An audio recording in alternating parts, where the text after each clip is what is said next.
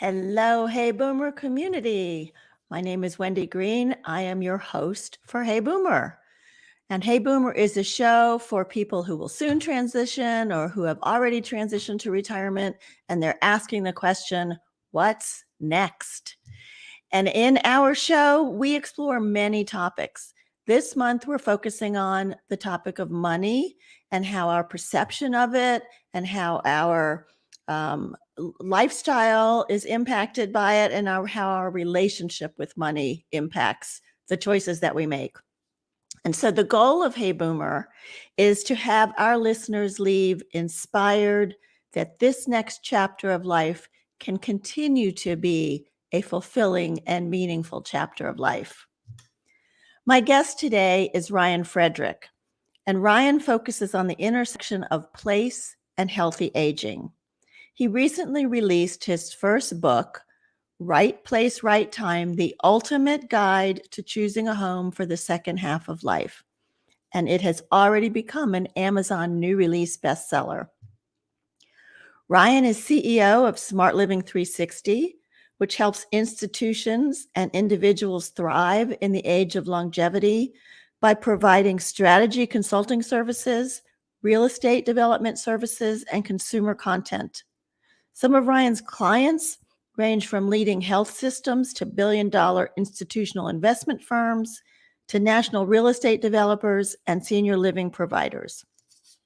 And I hope that you all took the free assessment tool at smartliving360.com. If you haven't taken it yet, quick, go over to Smart Living 360 and take it so that you are more involved and with our discussion today. So it's on smartliving360.com. Ryan is a graduate of Princeton University and the Stanford Business School. He lives in Austin, Texas with his wife and 3 teenagers. But before I bring Ryan on, I want to give you some never too old stories. So our first story is about Frank Stiefel. Frank is a 72-year-old filmmaker who made his first film at the age of 62, and he won an Academy Award for his second film at the age of 70. His first film, Ingalore, is a documentary about his deaf, Holocaust-surviving mother. His second film, Heaven is a Traffic Jam on the 405, is the one that won an Academy Award for Best Documentary Short Film. Frank says, I grew up with a voice in my head that told me every dream was too hard, too out of reach, and too impossible. I found that the way to shut the voice was to try. And once I proved I could reach further than I imagined, I kept on reaching and dreaming bigger. And every success built on the one before. And these projects, these dreams became my life. How's that for a mindset? Just try, even if it seems like it's too hard or too far out of reach. For my second story, since we're going to be talking about housing, I decided to look into one of the most famous U.S. architects, Frank Lloyd Wright. And at the age of 22, Frank Lloyd Wright built his first house where he experimented with geometric shapes and volume as he built on to accommodate his growing family. But his most famous house, Falling Water, was built when Wright was 69 years old. 7 years later, when he was 76, he received a request to design a building to house the Solomon R. Guggenheim collection of paintings. It took 16 years to complete that museum. During that time, he continued to travel extensively, lecture widely, and write prolifically. He was still involved in all aspects of work, including the ongoing Guggenheim project well into his 90s.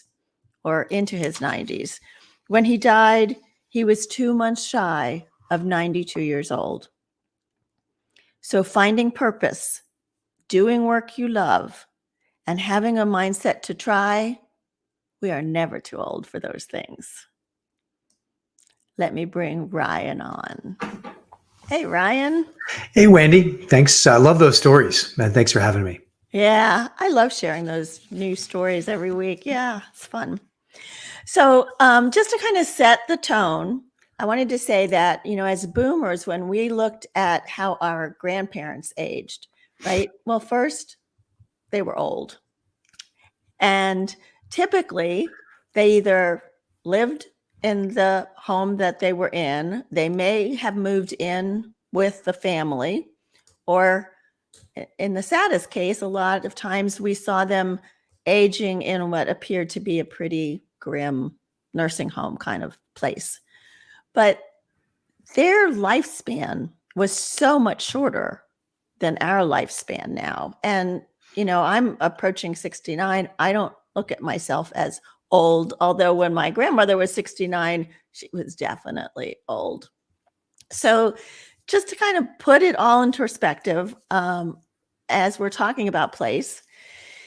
And I wanted to also say, hope everybody has taken the assessment. I took the assessment and found it fascinating and very insightful. So you focused on a lot of aspects, not just the home that we're in. And I wonder if you could give us a high-level overview of the things that we need to be considering, and we'll dig into them more as we go on. Yeah, for sure. I want to address one of your earlier points, and that is we're living in this age of longevity, and I'm a Gen Xer, and my mom is a silent generation. My dad, just a couple of years younger, is a baby boomer. My my grandparents were the greatest generation. And I spent a fair amount of time with them. We didn't live close by, but they would come visit in the summers. I on a couple occasions, I spent time with my maternal grandparents in Florida. And to your point, when I think about their mindset and their behaviors in their early to late 70s, or mid to late 70s, which is the age of my parents and my in-laws, it's much different. It's much different. And when you start to see the real big wave of boomers, it'll be even more different. And part of that, thankfully, are advances in medical technology that's allowing us to live longer. Part of that is an awareness of the importance of exercise and social connection, which we'll get to in a second. But even a mindset difference, which I think is so important with some of the stories that you shared, because some cases, and I'm sure you've talked about this in the past, but we become victims of ageism to ourselves. Oh, definitely. And so one of the first pieces, I believe, in any successful strategy around aging well, it starts with having a vision of what you ideally want these future chapters to look like, and not be ageist against yourself. There's something called the U-shaped happiness curve, which I've written a little bit about. I have a monthly blog on the Smart Living 360 website. And one of them a year or so ago was on this U-shaped happiness curve. And it's something to keep in mind, because it says that there's a certain happiness level you have in your 20s. And then you kind of go in a negative slope for a number of years. And actually, this curve is a global phenomenon, not just a US phenomenon. And so you go down this curve, and then in your kind of mid to late 40s, early 50s, that you hit this low point in self-reported well-being. Pretty much where I am right now. I like to link of it a bit to having teenagers. Having teenagers is always a factor. Yeah. Some curveballs. And then it picks up again. In fact, your self-reported well-being or happiness is higher in aggregate for people in their 70s and 80s than it was at any other period in their lifetime. So in fact, in some ways we call it the U-shaped happiness curve, but that's not exactly true, because there's a bit more of a spike on the backside. And so this narrative that we get sometimes in our popular culture around being older, not necessarily being as cool or people fearing, is not consistent with some of the academic research that's out there. And the reason I share that is because when we think about place, I think it's really significant to understand how place supports your vision of what you want to focus on in these extra chapters of life. So getting back to your latter question, I wrote this book recently, Right Place, Right Time: The Ultimate Guide to Choosing a Home for the Second Half of Life. Exactly. There you go. Thank you, Wendy. And that I had no plans of being an author, Wendy, but life circumstances and passion really got the better of me. And I've been, as you point out in the intro, I've been really fascinated with the role of place and healthy aging for the better part of 15, almost 20 years. And I've seen it. I've lived in a senior living community. I have had all sorts of different roles as an investor, as an executive for the largest companies in senior living, as a board member, a strategy consultant, a bunch of different roles. But what's happened was I kept getting questions, Wendy, where people were saying, well, Ryan, what should I do? How should I think about this? And I thought perhaps naively that if I put some ideas on paper, it would save me time. It turns out it takes a while to write a book, I learned, and edit a book actually. But what's happened has been really awesome because it's made me think a lot more deeply about like why place matters so much. And as you point out with the self-assessment, there are these key dimensions that we often don't necessarily directly associate with place, Right. but they have a very meaningful indirect effect. And so I believe that place is one of the most significant decisions you make in your life. And you're, in some respects, constantly making that decision because you are, I'll say every year, you're making a decision, whether you know it or not, to like stay in your current place or not. And Right. and that type of decision, as we'll get into, has real impact on your day-to-day life. Part of what I want to mention on the front end for your listeners is place. Like, what do we mean by place? Place seems sometimes to be a bit of a nebulous term. And what I mean by place is a few things.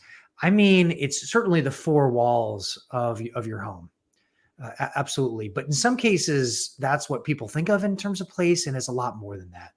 So it's your four walls, it's your neighborhood that you live in, it is the metropolitan area that you're part of. Are you in an urban, rural, suburban setting? That helps have influence on how you think about place as this composite. What state, what region of the country, really what country?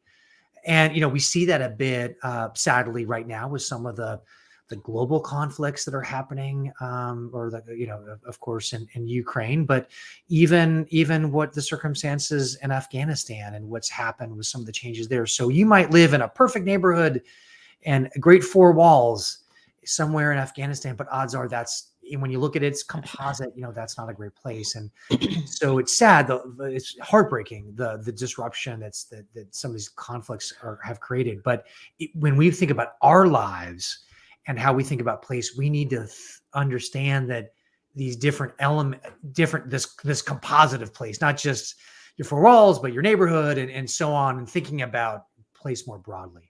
Yeah, so let me ask you a little bit more about that, because a lot of times we have moved over our lifetimes for work, right? So it wasn't that we took a whole lot of thought about, am I going to like living in Georgia or Washington, D.C.? It's just like, oh, that's where the job is. That's where I'm going. But now we have an opportunity to think about where we might want to live. And one of the things you suggest is to try it out.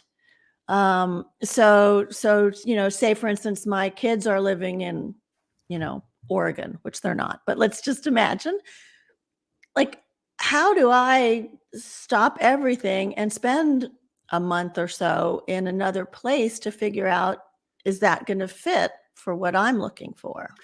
Yeah, so it can be daunting, and let me share a little bit around these different elements of place, and then, or of why place matters in terms of social connection and so on. And then, like you point out, well, it can be daunting. So how do you break it into smaller pieces?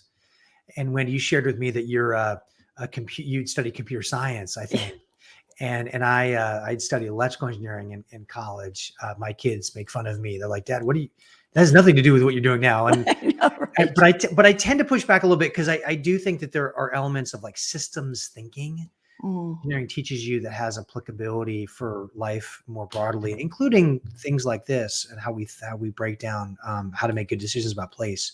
But one quick thing, and then I'll answer your question directly, and that is place, where we live has a direct influence of how our lives are, simply because there are emotional ties to place. There are physical dimensions, that in some case restrictions that we may have, that if our place doesn't fit, it triggers a need for a new place. But a key thing is to understand that where you live has influence around helping you find purpose at each stage of life, and it helps you find opportunities for social connection. It helps you find, it can nudge you towards being more physically active. It can also, given the theme, I think, of the content this month, Wendy, it has a very meaningful impact on your financial well-being, depending on how you think about that. So you've got these indirect things which we can spend a little more time on as our conversation evolves. But as you get into it, as you think about, well, I might have ideas of what I think my right place for me, but I think a key piece, and I go into this in some detail in the book, is I think there's some wisdom in applying design thinking, which is a term that's been popularized really through the corporate world in universities, but it's pretty simple. It's basically, and in those contexts, it's often around how a way to think about innovation. But it's pretty simple. It's really just saying, you apply the scientific method, you've got a hypothesis that you believe, and then you test it. And so you test it, you learn, you find out whether your hypothesis was right or not, and you then tweak it. In most cases, you find out that there was something false, wrong in your hypothesis, and you then tweak it, try a new experiment and see what you learn. And what does that look like? Well, going back to your example, Wendy, with hypothetical one where you have family in Oregon, and you live in South Carolina, like that, any move at any age is a big move. It's difficult. It takes courage. It takes vision. It takes fortitude, risk. You have to have some level of risk aversion, but we'll come back to later on, I'm sure, the fact that it's risky to do nothing. And so one of the things about it, as you get into it, it's like, well, how can I find ways, like I mentioned, in terms of design thinking, are there ways that I can test out something that I think might be true before I have to make a full big commitment to it? And so one example, and a lot of it's logical, but sometimes people skip steps along the way, is if you have, if you said you have family or kids in Oregon, well, one way to do it would be to go out there and visit, but not just for a couple of days at a time, right? Maybe weeks, maybe a month or so. Maybe there's an opportunity to do an Airbnb where you're not necessarily living with family there, but maybe near, but you can get some sense of what would life look like in your own, place in that environment. Because something to be aware of too is this meaningful significance of your social network. So if your friends are obese, you're more likely to obese. It's again your friends, not just your friends, but your friends. It's just the power of these cultures. And on the other hand, like if your friends are fit and more active, then you're going to have some influence there.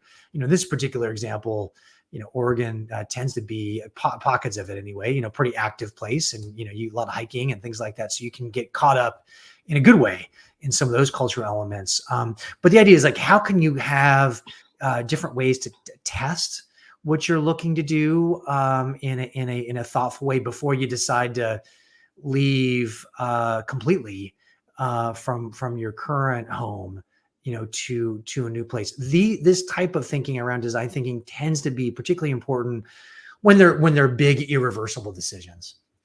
Yeah, And yeah, and it's tough, because besides the cost of it, right? So you're still maintaining your own home, and now you're out renting for a month. But now you also have to think about, like you said, the social connections. You have to make a plan if you're going to try and meet people there. What about the purpose? Or, what ways can you get involved? There's a lot to take into consideration. yeah, and there is, and it's not. I advocate for a pretty holistic way of thinking about it.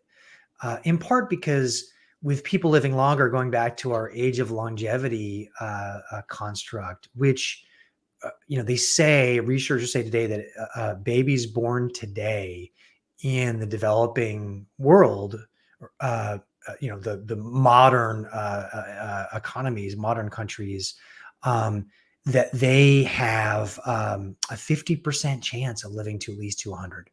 So Right. this idea of like living to 100 is going to become less and less like an outlier. And so that means if you quote unquote retire, which I know we both unretire is a better word, but Right. um, but I think if that's 65 and you might live to 100, that's another 35 years.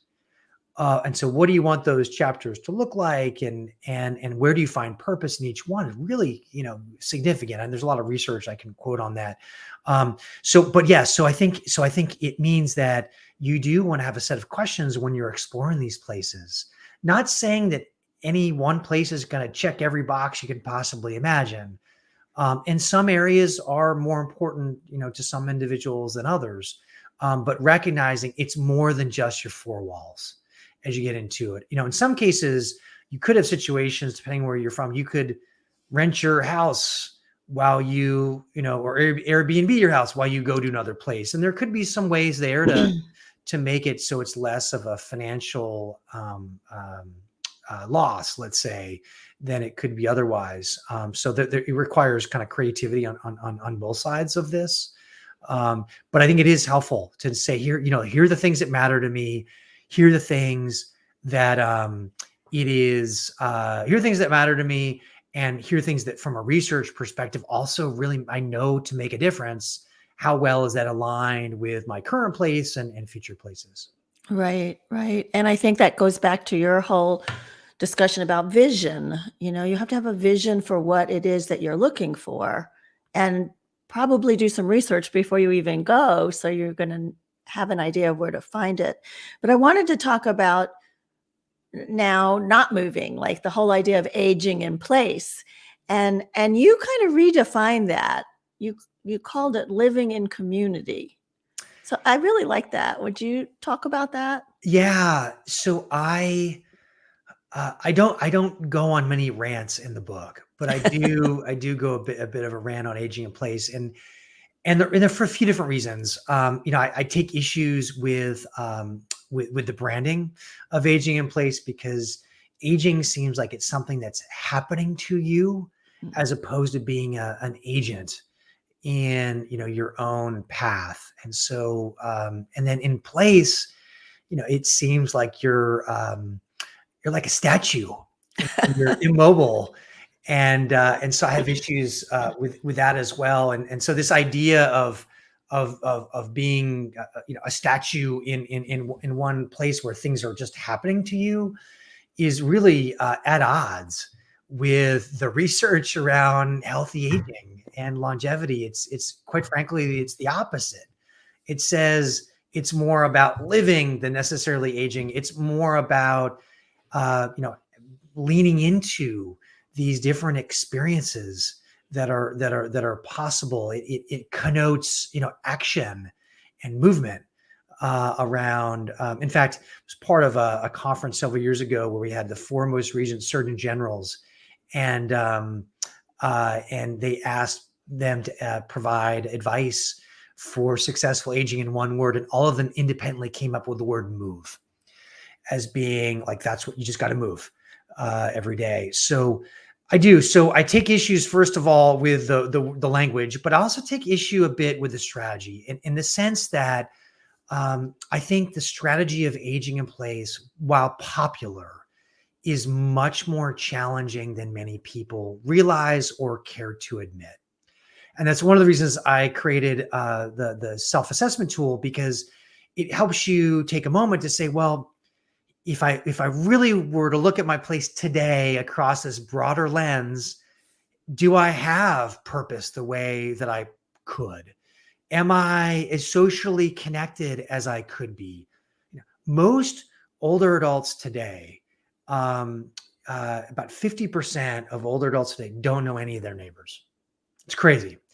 And so this idea of your place being an opportunity to get to know those around you, it's those strong or loose ties, they make a difference.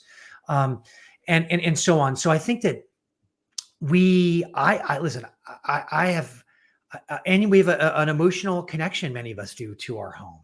And that's something to be celebrated. We moved from the Baltimore area to Austin about 3 years ago, and Baltimore was home and it was hard to leave. And we're in the midst of creating that sense of home here in Austin, and we're making good progress on that. So it's not easy, but I think being able to really kind of recognize that that address, perhaps you've had for many years, maybe decades, that has served you well in certain chapters in life, may not be the right address for these future chapters. And so at least acknowledging that there's the possibility that there's a better path driven by a different place is, I think, really important in people's thinking. I suggest living in community, as you mentioned, because it is more active. It is, which I think is critical, as I mentioned earlier, but also in community. This idea that successful aging, it's not a solo sport. We've got to find ways where, even if we have spouses or partners, like you need a broader group of people, whether you're an introvert or an extrovert, to help be part of other people's lives, but also your own as it evolves. And so what that also allows you to do is to say, hey, in my context, we love Austin, but and we love our neighborhood, but maybe in time, the right solution is not to leave Austin, but maybe it's to move to a different neighborhood, a different physical dwelling. And that allows me to still live in community, but not necessarily age in place. Where we were earlier. I know some others have suggested the term kind of age in the right place, which I think is also a better term than what we have that's been more popularized with aging in place. So I really have issues with both the term as well as I just think it's far more complicated than people realize. Yeah, and I like the spin you put on it, that aging is, people see it as a disease almost. It's something that happens to you. Right. So by changing that terminology is good. We have a comment here that aging in your home is not just about putting grab bars in the shower. So I think that's true. And then there was a question also about you're talking about movement, right? So if we are trying to stay active, successfully age in a healthy way, but movement is a challenge, I think finding the right place also is really important for It that. probably becomes even more important. So I'll give you some examples. There's situations where, on a simple example, there are some places where people live where you can just walk outside your door, and maybe and you're in either a walkable place to do errands and live life, or it's a suburban area and where there's sidewalks and it's easy to get around. So you've effectively lowered the barrier to just be active. And when I say move, it's literally is just move. On the other hand, for those that might have other physical impairments, there are buildings I'm familiar with, communities where it's all enclosed but very walkable. So you can have the ability to to move different parts of, I know some retirement communities that have this, where they have little bridges and ways for people to walk if you want, many miles throughout the day, if you so desire. So I think first of all, it's a mindset. And then second of all, it's just trying to find a place that meets you kind of where you are in that chapter of life. Yeah, and I think it's also like in some of the retirement communities that have pools and that have, exercise. So even if you're wheelchair bound, you can still find ways to have motion, which is so important. Yeah, absolutely. There are a lot of pieces that are important, and this is certainly one of them. And in fact, I'm in my mid to late 40s, and we've got added some weights in our garage. Part of the pandemic, changes. And when it relates to strength training and bone density, it's actually more important to lift weights when you're older than when you're younger. And so that's part of this idea of recognizing like these different life chapters. How do you do what's best for the stage that you're in? There was something that you brought up in your book that I thought was really interesting, that you said loneliness seems to be most prevalent in older adults and college students. Yeah. And that finding purpose seems to be more difficult for older adults and college students. And it was interesting. And I wonder if there are experiments or ways to kind of bring those together to work on both of those issues. Yeah, we're at a really interesting time in our society because, people refer to it as, I'm sure many of your listeners have seen, just a loneliness epidemic. And this was true before the pandemic. Pandemic certainly made it worse, but it's also put just a spotlight on it. And it's really concerning. It's really concerning. And those of you that are in the field of social work or certain psychology, health services, there's just a lot of demand, sadly, here. And so what that means is our society has made it harder just to connect with people in a very personal way. Social media, there's a lot of good with social media, but I think there's also some pieces that have pulled people apart. And so I think, and that's particularly a challenge for, younger adults, I would say, that digital natives, where they're, not used to what society used to be, to just knock on your door and meet, more comfortable with meeting people in person. But with the older adult thing, it's true too. I think part of it, like we've been talking about, is really leaning into the advantages and opportunities of these additional chapters. And so there are, Wendy, there are situations where some pretty clever things that are being tried right now around intergenerational living. Yeah, tell me. Yeah, there's a group called encore.org, which has been, I was a fellow for an op-ed project they helped launch. Yeah. And part of what's great about Encore is they're shifting. Initially, it was about how can we create more of a narrative around second acts and particularly for the social good. It's evolved a little bit more now to really encourage intergenerational, gen to gen opportunities, and place matters in that. So I helped develop a community in the DC area where we built an apartment building, but thought about all ages as part of it. It's called the Stories at Congressional Plaza. We got some national attention around it. So we incorporate elements of universal design. And then in that process, what we did is so it was like wider doorways, but no one really noticed. Bathrooms with showers, slipperies and tiles, a bunch of things that really older people take a look at and check the box as something that's important, but it was just attractive. Mm-hmm. And we did some very intentional things to bring people together in different activities and just ways for people to get to know their neighbor. So you have examples of what I would describe as age-friendly apartment buildings and other dwellings. You're seeing some opportunities now where people can, through some tools now, they can better screen for roommates that are of different ages. You're seeing some communities, mixed use communities, where you're building multiple types of apartments or condos that are, some may be age restricted, others aren't, but allows for a day-to-day interaction, that happens. And I think this is really important. In fact, you're seeing some examples where some retirement communities are encouraging younger people to even live within the retirement community.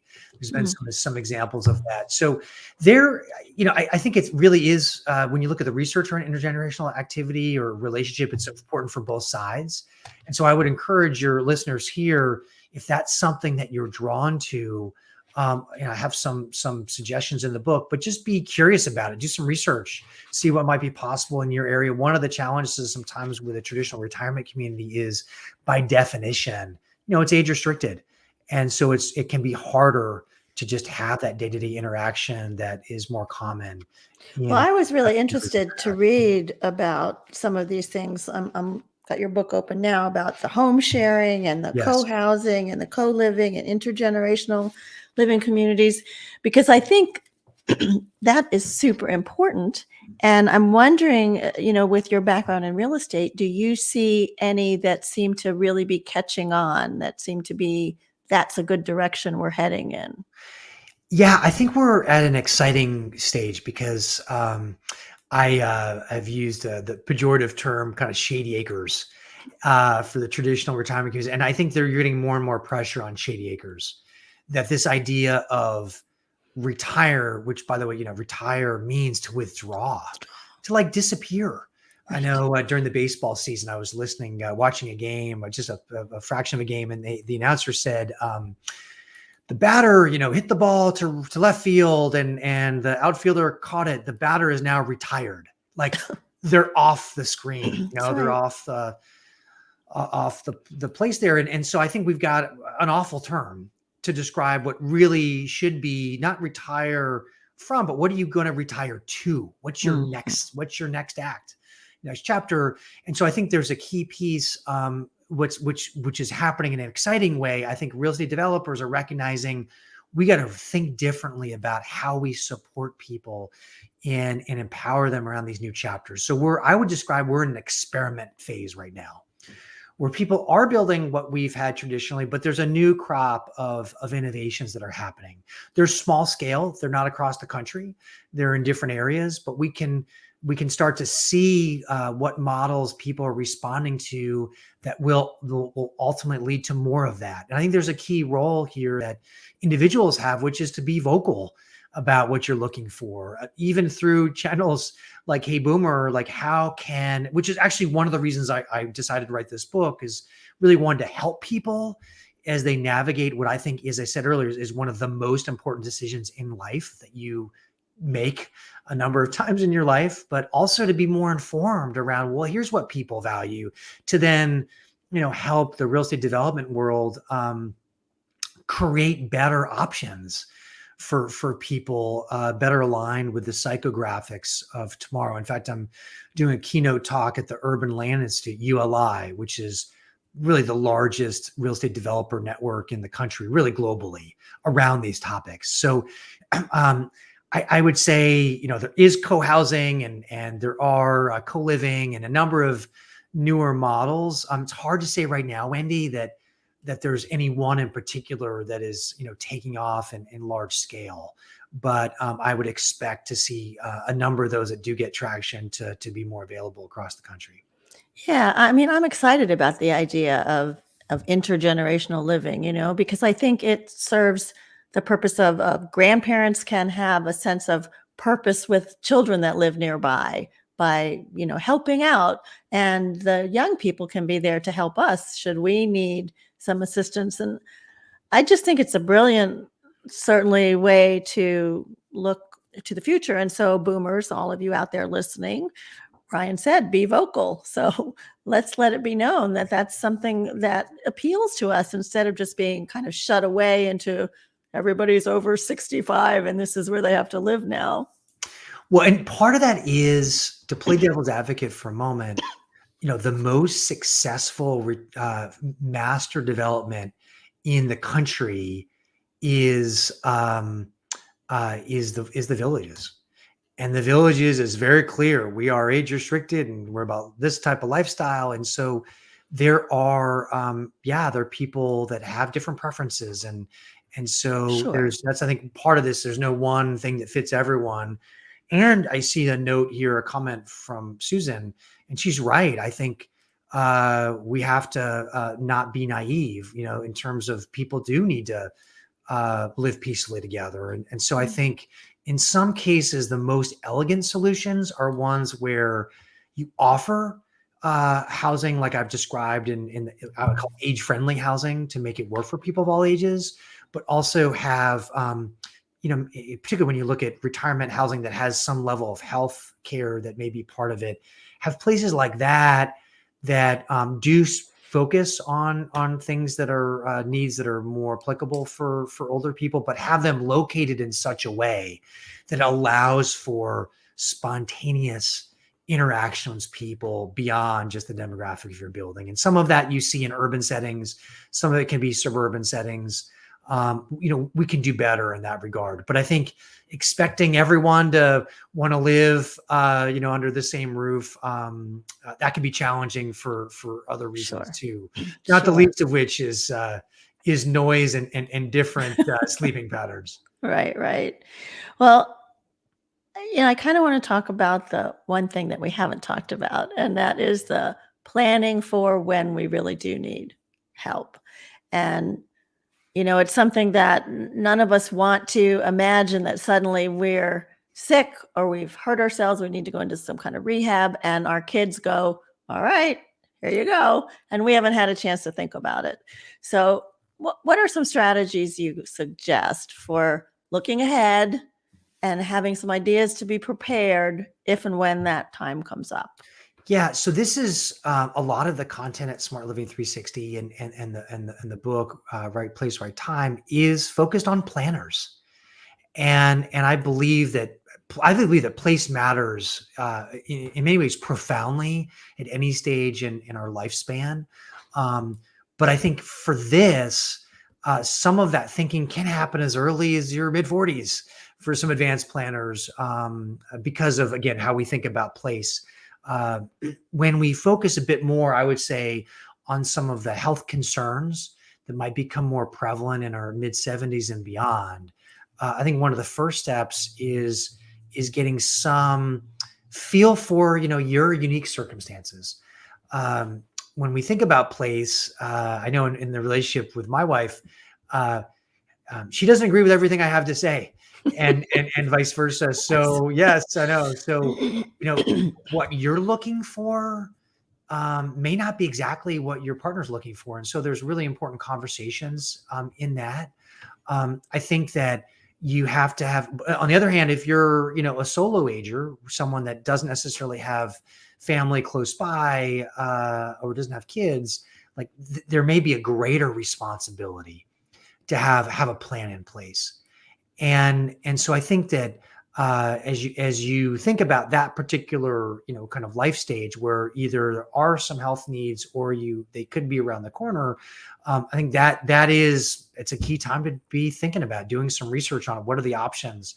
One of the concerns I have with people, if you do decide to move to more of a senior living type location, that can be disruptive, just like any move. And so in some cases, if people live in a certain location for a while, and then there's an acute health need that requires a change, you might move to a new environment, and you may have a hard time building a community in that new environment. Right. And so in some cases, there can be wisdom to moving to a place that has a plan for you in advance, where you have a chance to get to know friends there, build more of a community around where you are. But there's a wide range of options I talk about in the book. But in general, I think in much of this, it's an opportunity for seeing the good that comes with a longer life and the key role that place has. But you don't want to be naive to the fact that life has ups and downs, and being prepared for that. And this is one of the reasons to pick on aging in place one more time. It's like, if there are plans to age in place and it turns out they're just not in the right place, then if something happens, it can be really disruptive. Right. And you lose control and opportunities to do it, the way you want, which is a comment here right Yeah. on.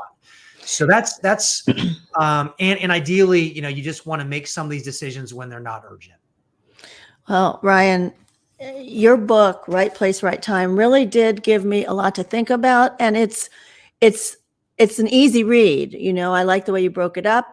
I like the way you focused on purpose and social connection and physical activity, all of that, with place being the foundation. But I always like to ask my guest if there's one or two takeaways you'd like to leave with the audience. So the floor is yours. Yeah, no, thank you. As I said, it's been hard but fun in this process of writing the book and sharing it with people. And it's been really rewarding because I think part of what I've seen is that a lot of people, myself included, before I started really spending time on this, I didn't give place the respect that it deserves in the context of really driving, optimizing the chances of a healthy, financially secure, long life.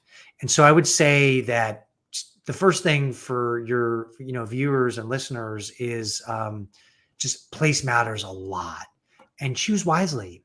Really give it the time it deserves, the energy it deserves, to make sure that you're in the right place for the chapter that you're in. And the fact is, many of us, God willing, will have a number of chapters.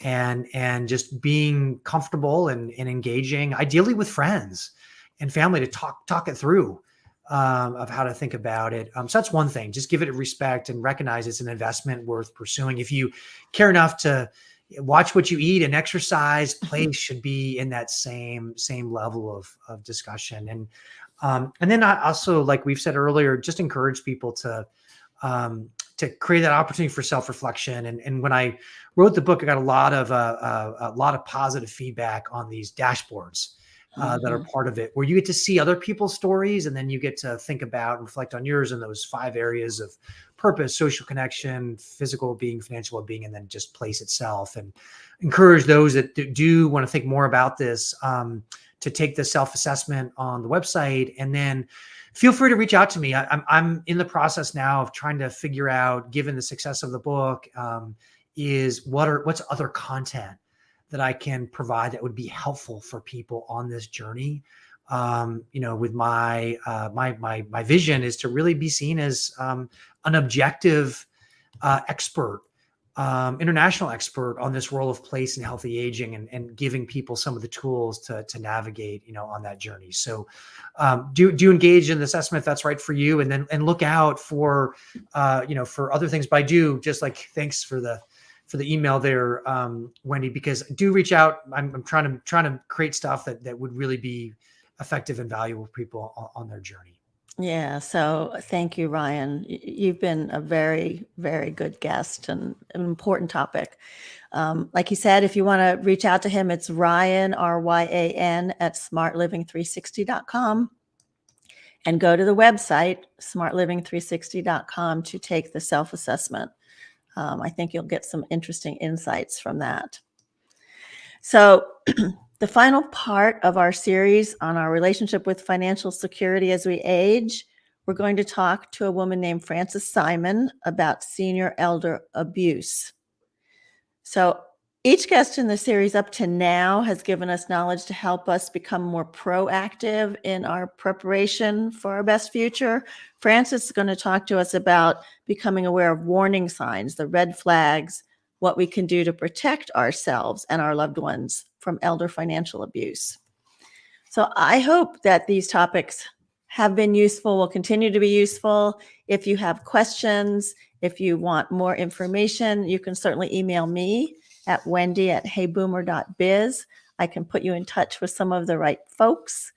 And we can also consider having a Hey Boomer dialogue every once in a while, just on a Zoom thing, to talk about some of these questions that come up because of what we've talked about in our shows.